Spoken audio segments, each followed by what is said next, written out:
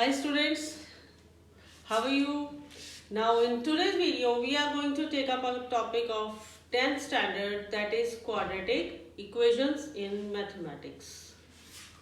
Students, as it is very clear from the name, quadratic equations means when you have any equation with variable, suppose x, suppose we have an equation with variable x, what is called quadratic equation? Because here in this equation the highest exponent of the variable is 2. When the highest exponent of the variable is 2 only, then it is called a quadratic equation. As you people did in your 9th standard also, you did quadratic polynomials. So, what is the difference between a polynomial and an equation? Polynomial means any algebraic expression in which you have variables and constants related to each other by, you may say, fundamental mathematical operations of addition, subtraction, multiplication and division. So, this is called a polynomial. Let it be px. When this polynomial is equated to 0, then it is called a equation. Because in this equation, the highest exponent of the variable is 2. That's why it is called a quadratic equation. I think it's very much clear why it is called quadratic, because the highest exponent of the variable in the equation is 2. That's why it is called a quadratic equation. Now in this video we are going to take up few topics related to quadratic equations.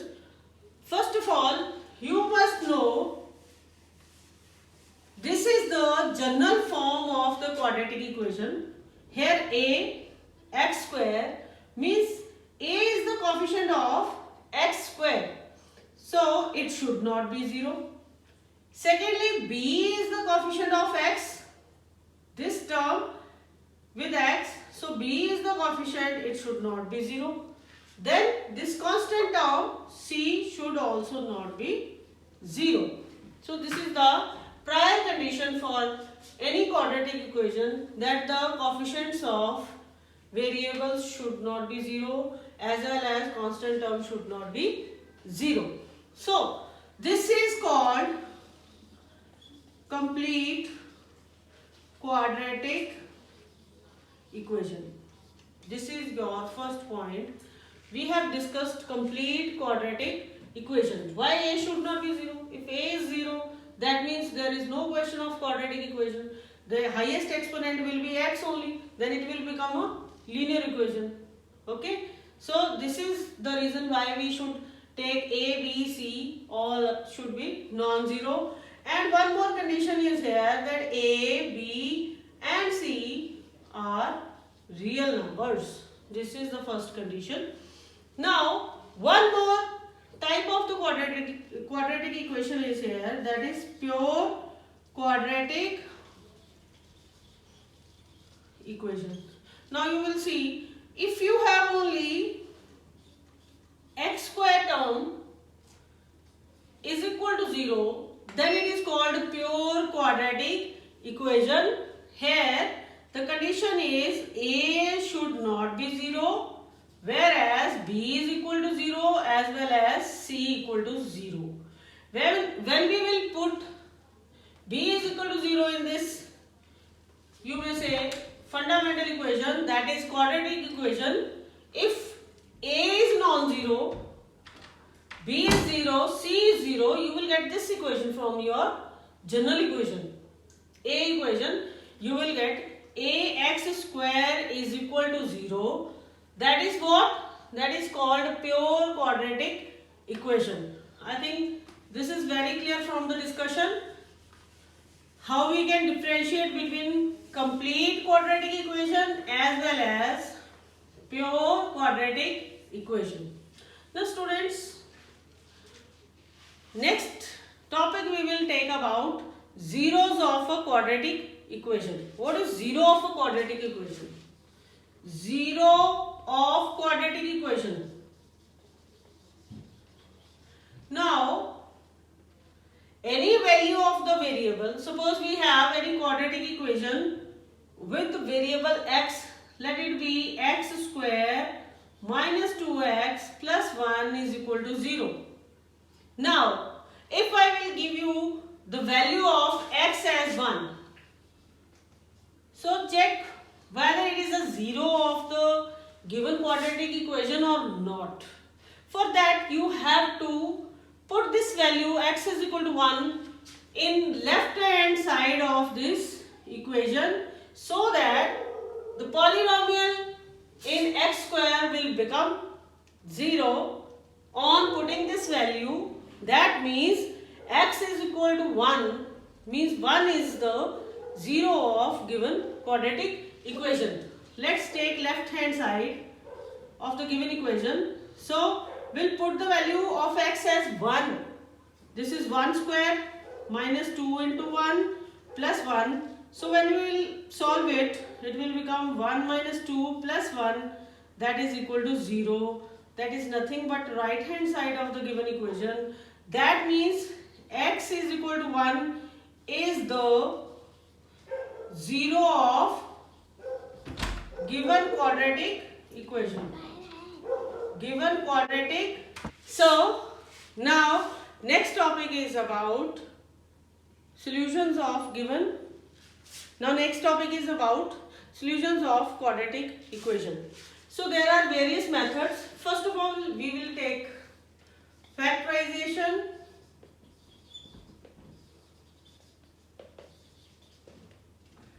First is factorization of the given quadratic equation to find the solutions of given quadratic equation. So suppose we have the same example like x square minus 2x plus 1 is equal to 0. Suppose the same quadratic equation is here. So we will write it as equation number 1. That will make the question very easy. So for that, first of all, we will split the middle term. As you people did in your previous classes, that we can find the factors of given polynomial by splitting the middle term. So similarly, here what we will have to do, here coefficient of x square is 1. When this coefficient is multiplied by this constant term, 1 multiplied by 1 is equal to 1. Okay. So how we will get minus 2? If we will multiply minus 1 with 1, again we have 1 only. Am I right? So instead of writing minus 1 into minus 1, if I will write minus 1, its sum will be minus 2. So this is the method how we can split the middle term. If the coefficient of x square is multiplied with constant term, so the product will be in such a manner that if we will add the factors of this product, so it will become the middle term coefficient. So this is the method how we can split the middle term. Now we can write it again as x square minus x plus 1. Is it clear? This is minus x and minus x just to make the, you will say, now what we have to do, we'll take x as common from these two terms. We'll have x minus 1. Again from here we can take minus 1 out, because minus x means x is multiplied by minus 1. If we will take minus 1 out, here we are left with x only. And if we will take minus 1 out from this plus x, so here we are left with minus 1. That means, you may understand like this, if you will multiply this minus 1 with x, it will be minus x. If you will multiply minus 1 with minus 1, that will be plus 1. So this is the method how we can take minus 1 as common. So we have to change the sign inside the bracket also. Now from these two terms, what is common? Common is x minus 1. Again, now what is left behind? That is x minus 1 is equal to 0. Please don't forget to write the right hand side along with this left hand side, because it is an equation. Now, what is the main thing here? If you have a multiplied by b is equal to 0, that means either a should be 0 or b is 0. Only then the product will be 0. Okay. Now, we can say here either x minus 1 is equal to 0 or next term x minus 1 is equal to 0. That means x is equal to 1. From here x is equal to 1. So x is equal to 1 is the solution of this given quadratic equation. Now students, this is very simple method. Now in this video I will wind up with this method only, because it will be hodgepodge if we will include more and more methods to find the solutions of given quadratic equation. I think for today's video it's more than sufficient for you people to understand how we can get the solution of given quadratic equation by factorization. First of all, what we did first is you should know what is quadratic equation. Secondly, what is zero of a quadratic equation. And thirdly, we have this method of factorization to find the solution of given quadratic equation. So this is the method how we can find the solution of given quadratic equation by using factorization. Okay. Now I think this is more than sufficient. Hope students you understand this topic very well. So don't forget to like, share and subscribe our channel. We'll continue with more videos on the mathematics and science topics for you people. And don't forget to press the bell icon to get more updates. Thank you so much.